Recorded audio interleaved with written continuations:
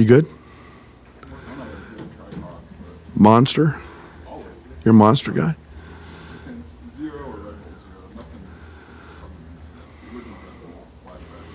We have enough Monster in our office to last for like 100 years.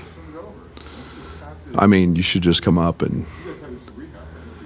Yeah, I don't know what it is. It's a...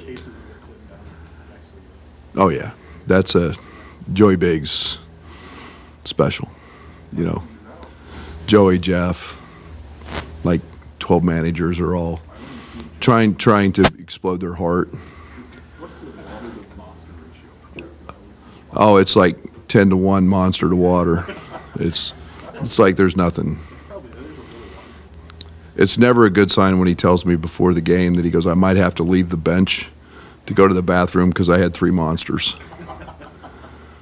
So it's, you know, it's the important things that matter in his life, and I think it's a really bad thing when he and Joey wake up craving a Monster. So anyway, Ohio State, a little bit like most teams in the league, with the exception of Purdue, been really good and had some not so great moments. But had some unbelievable. When they played Northwestern, I thought they were as talented as any team in the league. They're a team that is very typical of Chris's teams. They're always very, very talented on the offensive side. I think they've got the best freshman, arguably, in our league, Bryce Sensabaugh. He's unique in that he's physically very, very strong and powerful. 6'6", 240 pounds. He can hurt you from the 3. He can hurt you. He's got really an ungettable fadeaway jump shot going to his left. He makes it a high rate. Chris's team's offensive rebound, and they play great in transition. And you've got to account for those things. But I think we're in a better place than we were last time we met, you know, having a couple of days off. You know, Matt's obviously feeling better after being sick, and that break was much needed. But we'll have to play exceptionally well to you know, to beat this team. And you know, it's like any of about 13 teams in this league right now. If you don't play well, you're going to lose.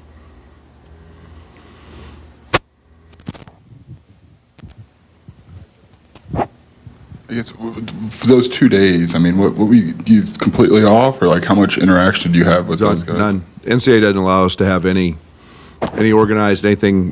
Guys might have come in and shot a little bit. They've, you know, did some treatments with Paul if they needed them for whatever. You know, I think it's you know, I think Matt spent the better part of a day sleeping.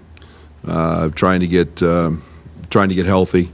He indicated he slept 11 and a half, 12 hours and woke up for a few hours and went back to bed.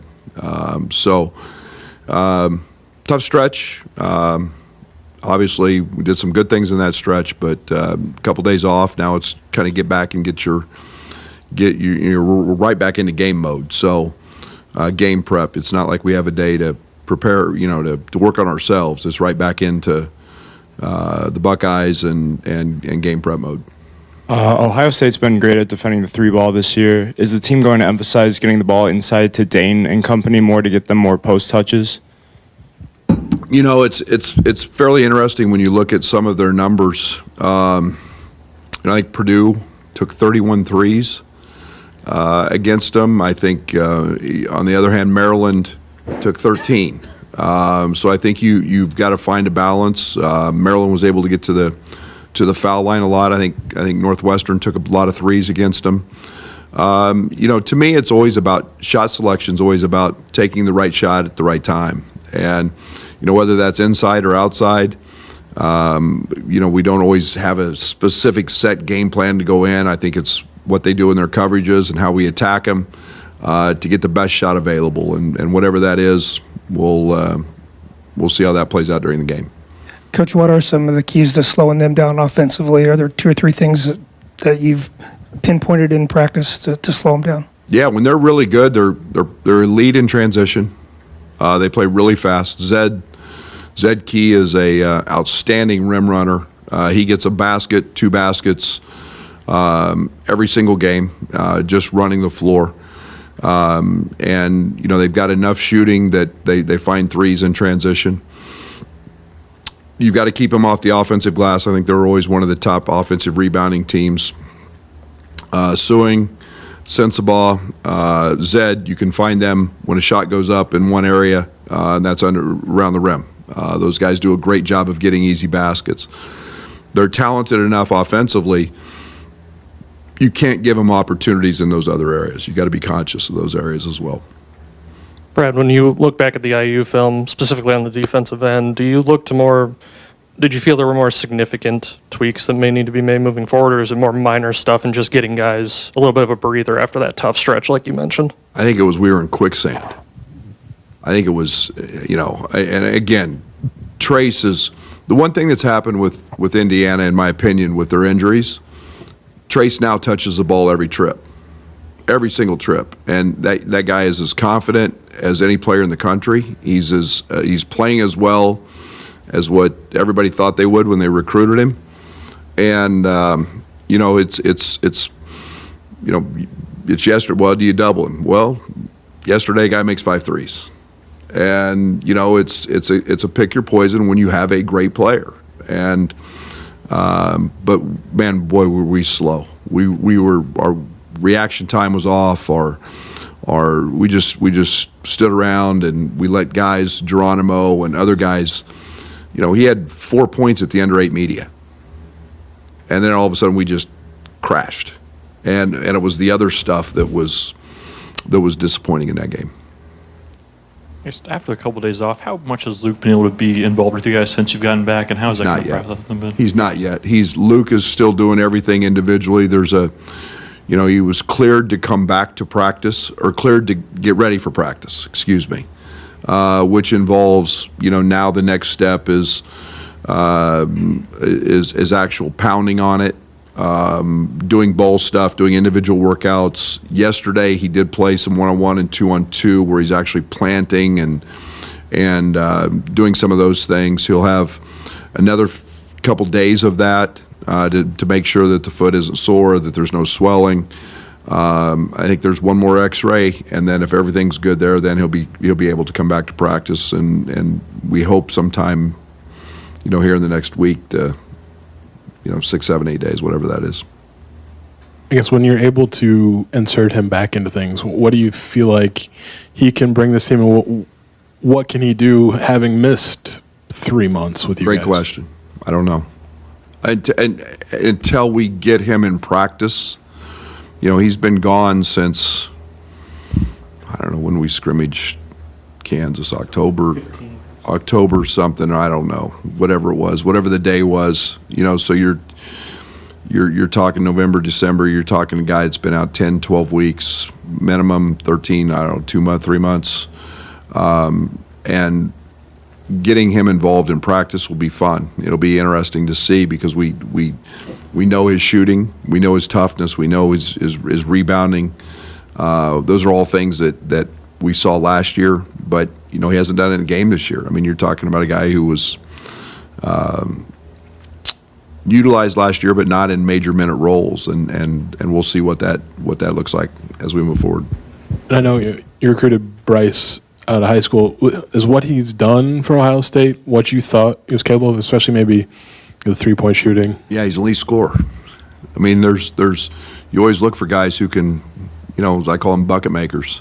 It doesn't matter. I mean, he scores it off the bounce, he scores it in the post, he scores it on the glass. He's an elite isolation player. So yeah, they've got a very talented player, and he's a very gifted offensive talent. Coach, we're going to be talking with RJ Melendez after this. How has he embraced his role coming off the bench, and have your expectations for him changed at all in the new role? He's playing great. He's playing great. He's playing the best he's played all year. He was very good against Indiana. I'm excited about him. He needs to find more time. We need to get him on the court more. He has simplified the game for him, which is just playing hard and defending at an elite level, which he's been doing. And now the ball's starting to find the bottom of the net for him, and we need that. That elevates our team a great deal. Is his ability to make shots. That stretch he had to close out the Indiana game, if like 5 points, in like a minute and a half, for somebody who's been kind of fighting it offensively, is that important for him just to simply see that happen in a game? And did you guys make a concerted effort in the last 2 minutes of that to just let him try to get some shots up in the game? Yeah, and I think it's sometimes it's a free throw, sometimes it's a layup, sometimes it's a dunk. I thought his dunk in that game was as a feel-good moment as there is, and sometimes you got to feel good. You got to just find a feel-good moment on the offensive end to see that thing go in, and he's been working exceptionally hard, and like I said, he's playing the hardest he's played in his career. I mean, he's playing extremely hard, and now we get RJ back shooting the cover off of it like we know he can. He gives us a completely different element. So I hope that's, and I think we're past that, all the struggle. He's come out on the other side of that. Brad, I know you've talked about regularly any team can beat any team, and that seems to be the case year in and year out in this league. But does the parity this year seem unique to this season in the Big Ten? Well, I think right now, as of today, one team's ranked and they're number one, and nobody else is ranked. Probably rightfully so, and from this sense, I think Purdue's got the best player I won't say the best player. They got the most dominant player in college basketball, and no one's had an answer for him yet. The thing that I think is a little bit different this year is there's been some teams with some really bad losses, some quad 4 losses.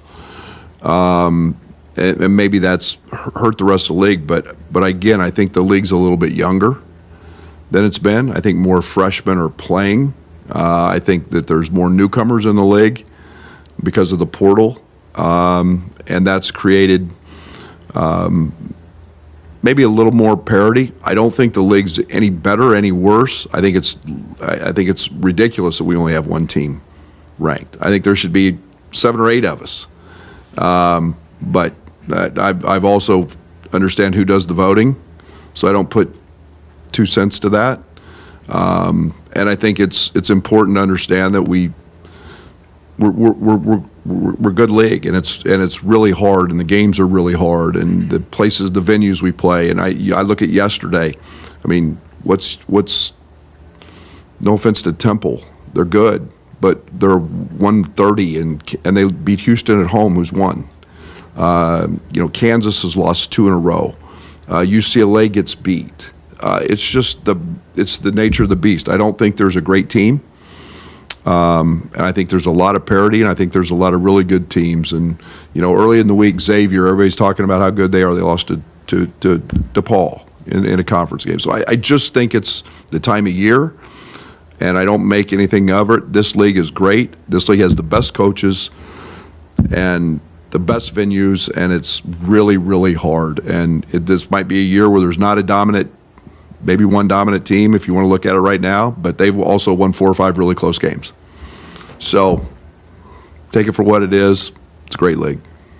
Brad, I think you mentioned a couple of weeks ago, going back to RJ, that he was one of the guys who was kind of stepping up in a leadership capacity. How have you seen that develop over the course of the season, and is that something you guys as coaches kind of brought up to him early, or how has that developed?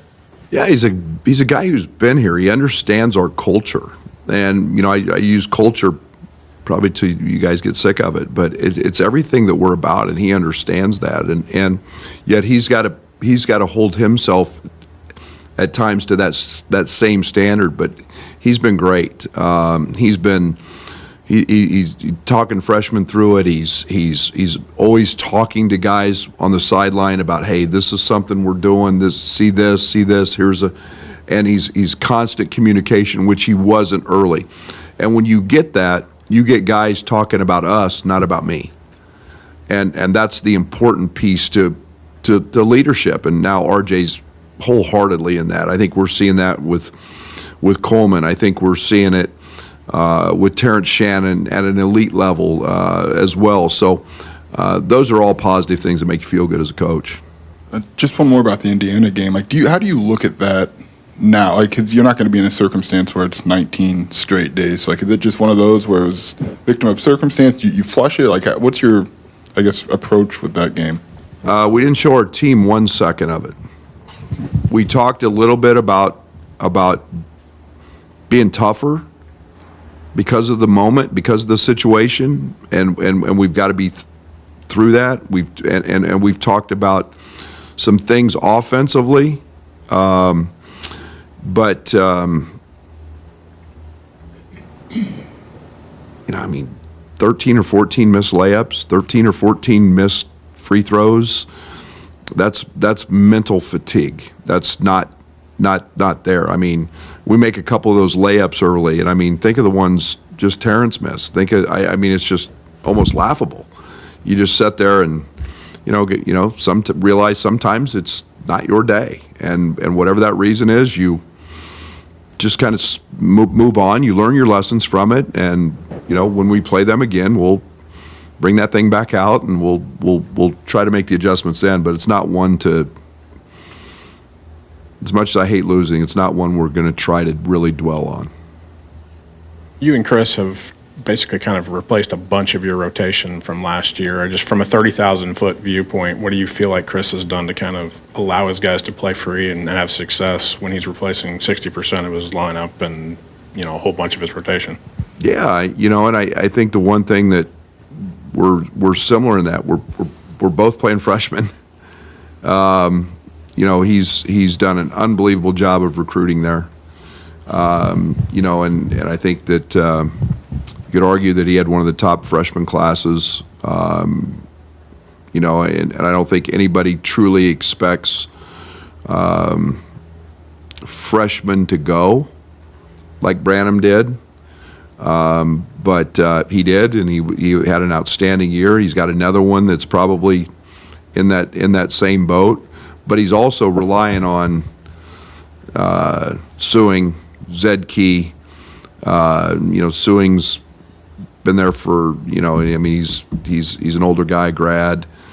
You bring in Isaac Likely from Oklahoma State, who's an upperclassman who's been there. You bring in the young man from West Virginia.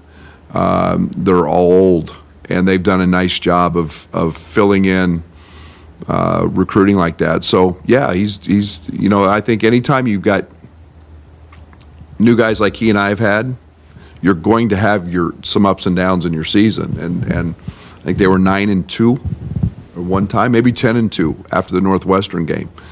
And you're going to hit a speed bump. It's just the way it is when there's new people. And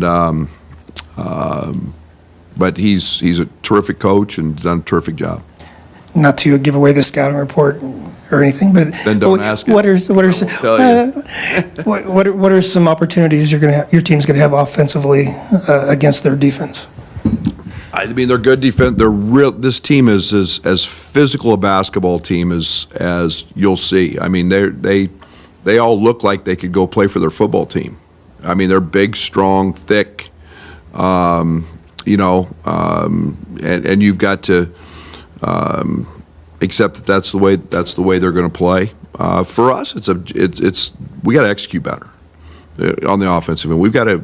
I don't care what they do. We have to execute better. We have to screen better. We have to have better timing. We have to make better reads in our ball screen stuff.